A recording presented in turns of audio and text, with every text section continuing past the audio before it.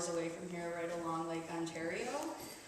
I've been a mushroom freak for about 11, 12 years now. Started foraging and really falling in love with the natural worlds, and we have really long winters. So I was like, I need to start growing mushrooms. I can't like live this whole winter without eating mushrooms that aren't like white buttons. So I started cultivating and taking workshops here and there.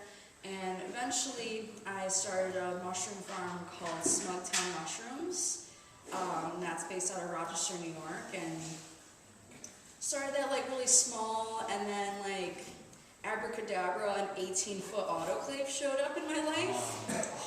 And like, it basically went from like, I'm gonna buy a couple pressure cookers to that.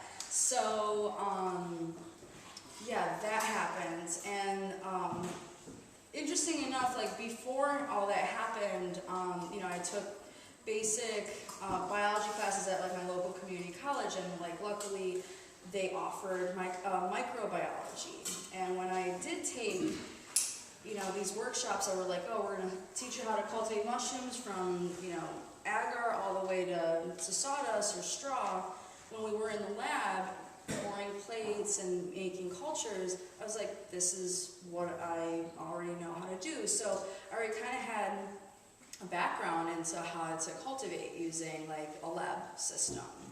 And so that was great. And essentially, you know, why do we want an aseptic lab is because we want to cultivate mushrooms successfully, and the way that we do that is by reducing the competitors and the competition that is already present in the medium or the substrate that they're growing in.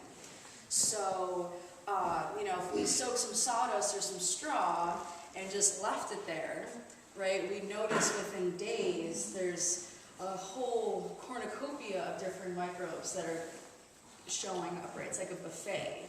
Okay, they're like, and right now, right, we're breathing in millions of microorganisms. And so when we soak sawdust or straw and we don't sterilize it and just maybe inoculate our spawn with it, that competition, right, we'll notice some funky colors showing up, some blues and greens and black and yellow and things like that. So we want to reduce that competition because we want successful mushroom cultivation, because, right, we spend a lot of time prepping the substrate and tending these organisms. We don't want to waste our time and our money and our effort to just growing contaminants like bacteria and other molds and fungi.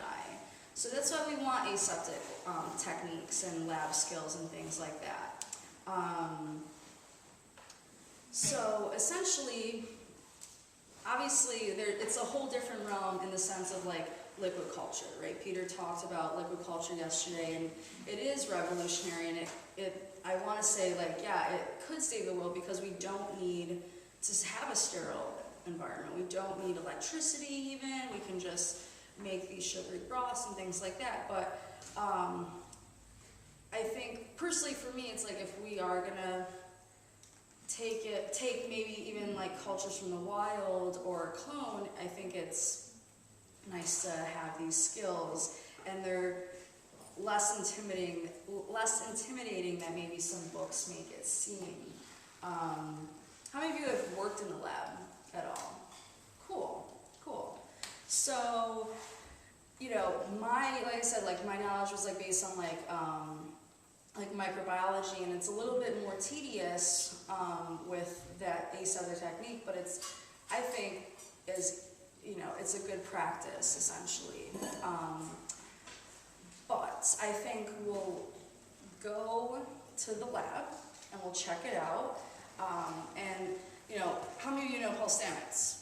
Okay, probably like everyone in this room, right? So, you know, his method with like the flow hood and like upstream, downstream, you know, applications is pretty much like what I use in my lab, you know, but I take it to another level, you know, with like obsessively using rubbing alcohol and certain other techniques, and we can talk about that. And just basically, we can even talk about like what happens when we do find something that we want to cultivate, whether it's in a grocery store or from the woods. Like, you know, and we don't have access to a lab, like how can we preserve it till we can bring it to someone that has a lab or send it off to someone?